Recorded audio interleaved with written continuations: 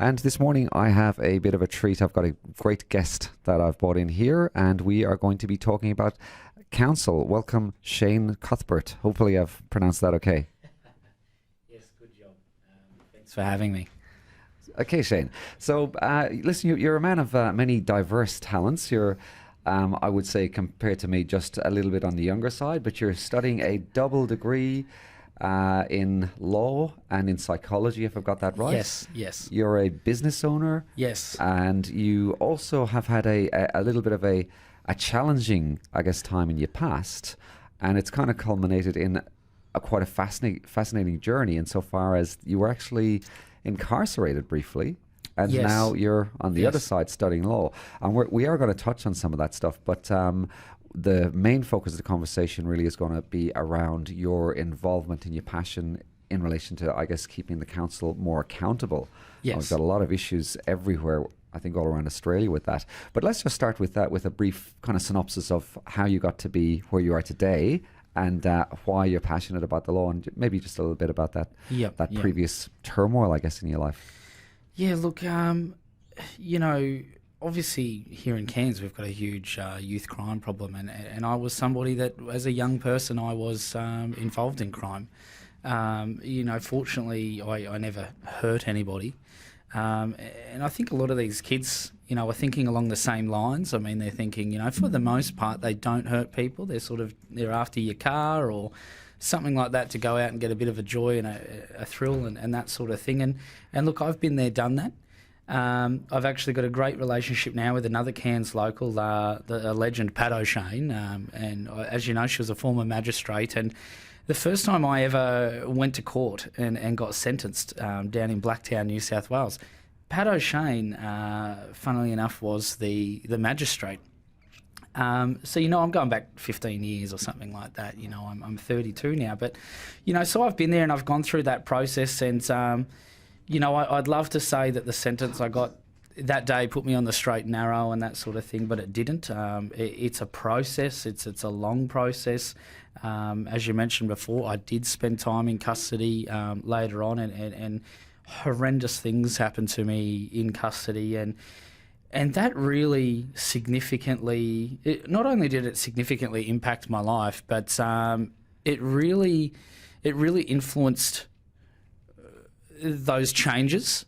I've always been very intelligent and done well, and many things that I've applied myself to. But this helping others really comes from that trauma that I suffered. And I think, look, there's better ways to do things. I think there's better ways we can do things. And I've gone through a lot of stuff where not many people make it out the other side.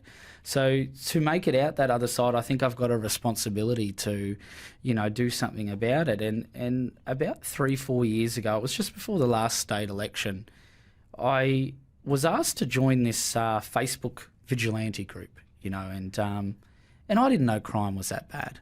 And, when I got that, I thought, wow, this youth crime stuff's out of control. I wanted to learn more about it. I went to speak to our local member, Michael Healy. I sent an email to Warren Ench's office. He called me from Canberra. Spoke to the leaders in our community to go, well, what are we doing? How are we doing it? So just to pull it back for a second, so when was your first, you just had one incarceration?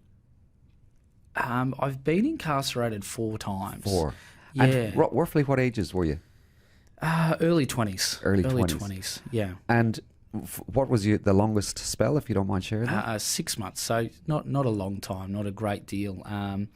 1 time sentenced, and the other 3 times I was released, either charges withdrawn, no evidence offered, or not guilty after a court trial.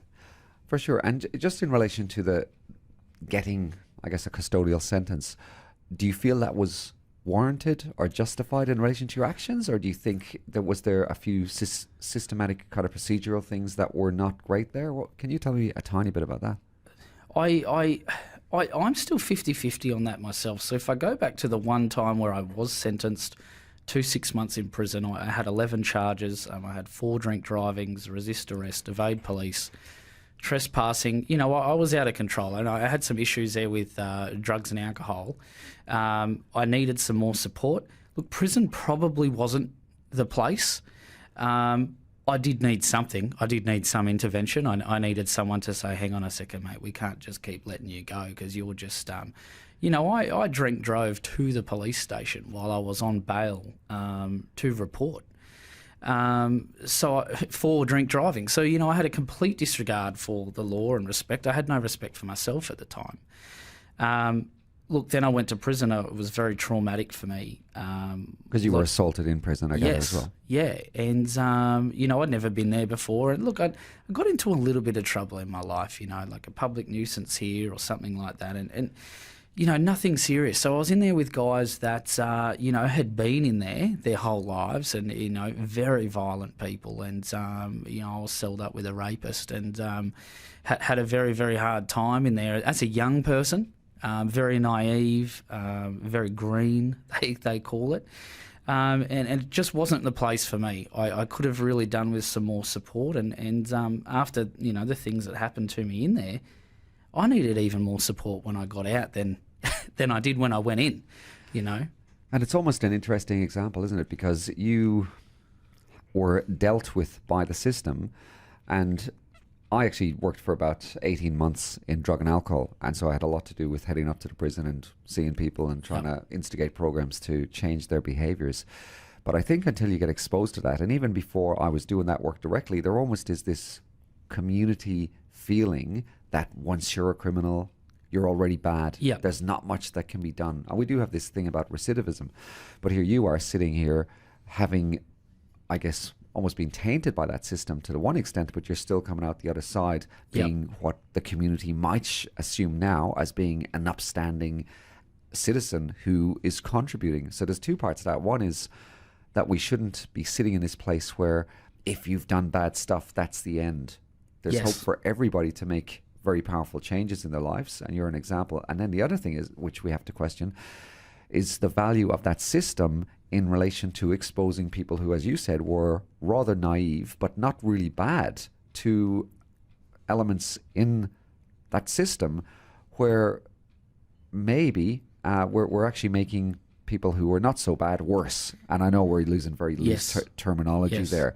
So in relation to that, did you find that you were exposed to a number of different paths whereby you could have ended up being that classical, I don't know, multi-reoffending male who gets even further into drugs and alcohol? Or did you think, hey, this is, this was good, this kind of shocked me into being better? Look, a bit of both. Obviously when I was released, I did a lot of soul searching. I did a lot of work with a psychologist, great psychologist here in Cairns. And it was a long process. It wasn't a, I didn't have that light bulb moment. I got a lot of people that, I work with a lot of people now trying to help them, and everyone's looking for that answer. They can just flick the switch and change everything. And it is a journey. But I definitely felt myself going both ways. I felt myself wanting to get more involved in drugs and alcohol as well, because I've gone through a lot of trauma. So, I wanted to deal with that and didn't have the tools I needed to deal with that. But I also then felt a little bit like I think a lot of people feel like is, well, I've been labelled a criminal. I'm tainted. I've been released now. I was homeless living on the Esplanade here in Cairns. That's where my journey started here in Cairns 6 years ago. So I've come a long way since then. But you get out, I've got no accommodation, no support, no family, no friends, very, very isolated. And you do get those thoughts pop into your head that go, what's the point? Why bother? Do you think it was more luck than anything else that you didn't diverge down the more negative path, and you kind of, was it a quirk of faith, or was it, do you think you were at risk of really going back in that more negative direction even worse after prison, or not? I think it was a bit of luck, and also I've spent a very minimal time in custody. I really just got that taste and went, look, I don't like this. Sometimes it's awful tasting medicine, but the patient needs it. But I think that's the key for me. There's a lot of other guys, I see it now. So there's guys that might they're on under the influence of drugs. They rob a service station, right, for $20 with a screwdriver, and those guys are now they're going to get sitting prison for 3-4 years. They're going to get out after 3-4 years of their life gone and go, well, what's the point of trying to change now? I've already lost that much, and that's the mentality, and that's something that I can associate with. I've felt that. I have managed to turn it around, but that's why I'm now trying to devote the rest of my life to helping others do the same. And do you feel there's a lot of disparity in the system? And I know I've kept an eye on some of the proceedings in the courthouse, and one story that comes to mind is an Indigenous fella who was on parole on a 13-year sentence, who committed this 5-day crime spree, and there was people sitting there expecting at the least that the original sentence would be re-established. And this fella, just from memory, I think smashed about 4 or 5 cars over a weekend, home invasion, stealing keys, and his sentence at the end of all this ended up being something like 18 months. Yep. So not even the consideration for the first previous spell that was sentenced. Yes. But then even a very small for the second one, and then yet you have had drunk driving offences. Yep. And all of a sudden you get a 6-month custodial sentence. It seems to me there's a lot of stuff out of kilter. There is, and it's a lot more common, I think, up here in North Queensland as well. I think obviously we do have a large Indigenous population. I hate to say it, but racism is alive and well up here, which is terrible. Obviously, someone coming from Sydney, I can see it, and I think it's disgusting. And it's very it's shocking to me because there is such a large Indigenous population here, and I've seen it in court a lot. When you say racism, are you talking in just one direction or both directions? And what I mean by that, just to clarify, are you talking about white towards black racism, yes, or black I think towards so. white racism? Yeah, and I've seen it pick up more recently because we do have more of our Indigenous population now disadvantaged in the community, sleeping rough, and so they're more sort of visible, and people are getting quite vocal about it, especially business owners in town. And